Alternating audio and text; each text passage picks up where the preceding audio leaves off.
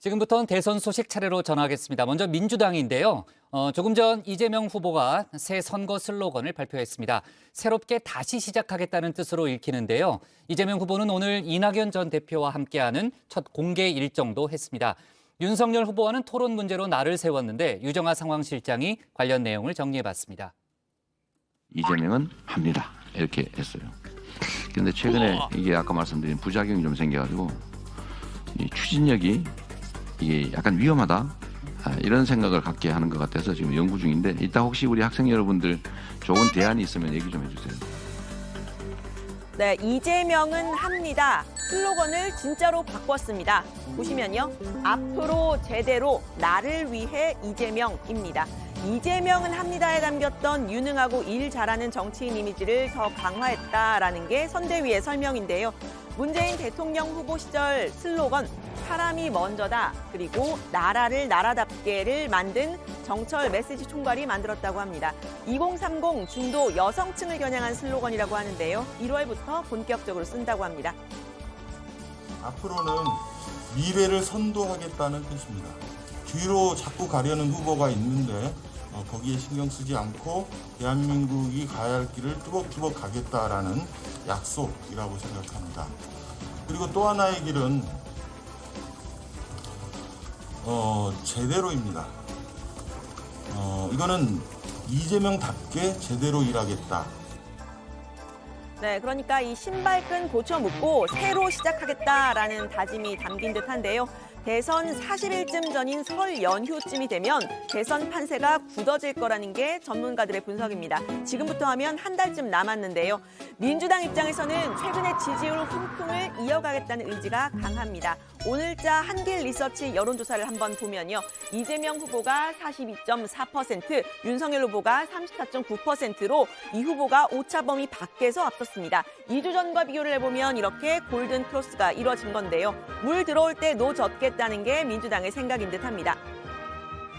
좋은 상황에서는 뭐가 돼도 잘 굴러가는 제가 하도 여러 번 말씀드리지만은 잘 되면은 광폭행보, 잘 안 되면은 좌충우돌인데 지금 민주당 상황은 광폭행보로 받아들일 만한 상황이라는 거죠. 네, 그러니까 이재명 후보의 광폭행보, 나는 진보다, 아니 나는 진짜 보수다를 말하는 데까지 나아갔죠. 지금 최대 과제는 정부 여당에 대한 국민들의 미운 마음을 돌리는 거라고 했습니다. 정권 교체의 욕구가 왜 생기는지를 성찰하겠다고 했는데요. 유은명 원인은 제가 이제 자식 키우는 부모 입장인데 뭘 좀 부족해서 좀 잘 되라고 이렇게 야단을 치면 네 알겠습니다 잘못했습니다 이러면 그래 더 열심히 할 텐데 아니 왜 나만 갖고 그러세요 뭐 쟤는 더 나쁜데 이런 교만함이랄까요 아니면 반성하지 않는 이른바 태도 내로남불로 근데 그게 이제 압축된 거예요 압축된 거죠. 네, 그러니까 문재인 정부와 차별화하겠다를 분명히 한 겁니다. 특히 문재인 정부의 부동산 정책 실패한 게 분명하다 직격을 했습니다. 부동산 정책 전환의 핵심은 시장 존중이라고 이야기를 했는데요. 종부세 완화, 양도세 중과 유예를 다시 언급을 했습니다. 정부는 종부세 완화 기조는 좀 받아들였지만 양도세 중과 유예에 대해서는 명확하게 반대 입장이죠. 이 후보는 설득을 해보고 안 되면 당선 후에 하겠다 이렇게 의지를 드러냈습니다. 뭐 혼을 내거나 아니면 제재를 가하거나 세금을 더 많이 걷기 위해서가 아니지 않습니까? 네. 근데 다주택자들이 지금 매각 기회를 놓쳐가지고 팔고 싶은데 못 파는 상황이라면 예. 수단을 조금 바꿔서 목표를 이루는 게 맞지요. 그게 저는 유연성이라고 생각하는데. 네, 어제는 국민의힘과 연정, 그러니까 연립정부 구성도 가능하다면 하고 싶다고 했습니다. 현실적으로 얼마나 가능할지는 좀 의문이 있지만요. 어쨌든 유연한 태도를 강조하려는 것으로 풀이가 됩니다. 문재인 정부에서도 상대 진영의 인재를 쓰고 싶었는데 쓰지 못했다고 한다. 이건 대립 정치의 산물이다. 이렇게 평가를 했는데요. 가능하다면 하고 싶어요. 발목을 잡아가지고 태클을 걸고 또 그 넘어지면 내가 반사적으로 이익 보는. 못하게 하기 경쟁 이 상황이 아닌가 싶어서요. 제가 정말 섣부르긴 한데 가능성은 매우 낮다고 보이지만 바람직한 방향이다 이렇게 좀 정리해 주면 좋겠습니다. 네, 이 후보는 오늘 이낙연 전 대표와 첫 공식 외부 일정도 가졌습니다. 이 전 대표가 강조했던 신복지위원회의 본격적인 활동을 알린 건데요. 어제는 정세균 전 총리도 후원 회장으로 영입을 했죠. 당내 경선의 경쟁자들을 다 포용하는 모습인데 당 외부적으로는 문재인 정부와 차별화를 하고 내부적으로는 원팀을 강조하고 있는 겁니다.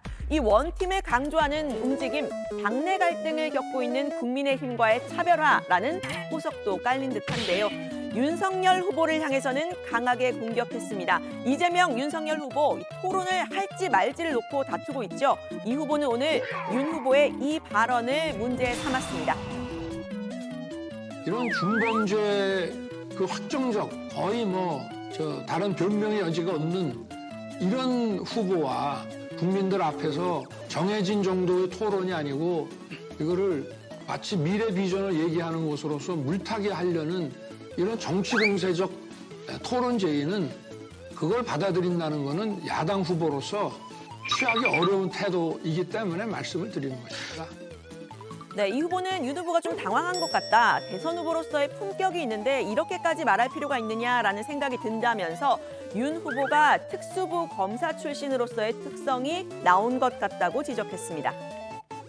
특수부 검사들의 특징 중에 하나가 있는 죄도 만들고 없는 죄도 만들고 있는 죄도 덮어줄 수 있다고 믿는 무소불위 특권 의식 같은 게 있습니다. 저를 아무 근거도 없이 그렇게 표현하시는 걸 보면 그 특수부 검사의 묘한 평소의 특성이 나온 게 아닌가. 네, 두 후보는 그동안 토론의 여부를 두고 논쟁을 많이 했죠. 토론을 하자 민주주의를 안 하겠다는 거냐 이렇게 말하는 이재명 후보와 토론을 해봤자 싸움만 된다는 윤 후보가 맞섰는데요. 윤 후보는 대장동 특검을 받으면 토론하겠다 이런 조건을 내걸기도 했었죠. 국민의힘은 이런 논쟁 자체가 이 후보의 악의적인 프레임 씌우기라고 비판했습니다.